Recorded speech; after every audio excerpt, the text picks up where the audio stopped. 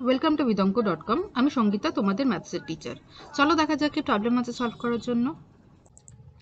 sin theta plus cos theta by sin theta minus cos theta equals to 7 হলে tan থিটার মান হিসাব করে লিখি। ওকে, তো sin theta plus cos theta by sin theta minus cos theta is equal to 7।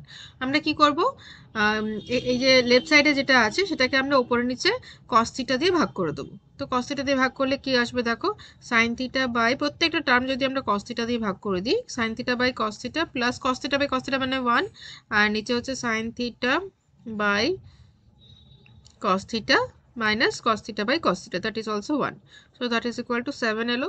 এবার আমরা জানি sin theta by cos theta মানে tan theta হয়। দেখো কত ইজি হয়ে গেল প্রবলেমটা। তো tan theta plus 1 divided by tan theta minus 1 is equal to 7, cross multiply করে দাও। তো tan theta plus 1 is equal to 7 দিয়ে গুণ করলে হবে 7 tan theta মাইনাস 7, দেন জাস্ট ট্যান থিটাটা ডান দিকে নিয়ে যাও আর মাইনাস 7টাকে বাঁ দিকে নিয়ে আসো, তাহলে 1 প্লাস 7 হলো এদিকে, আর এটা 7 tan theta minus tan theta. Okay, then this is 8 is equal to 6 tan theta হলো। ফাইন, তাহলে ট্যান থিটা কি হচ্ছে 8 divided by 6। Fine, so that is the answer. So tan theta আমরা লোয়ার ইকুইভ্যালেন্ট ফ্র্যাকশনে ভেঙে নেব। So tan theta is equal to 8 by 6।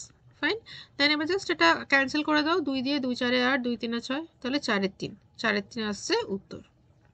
Okay, thank you for watching vidonko.com। অঙ্কের আরও প্রবলেম এবং সলিউশনের জন্য আমাদের ওয়েবসাইট অবশ্যই ব্রাউজ করো।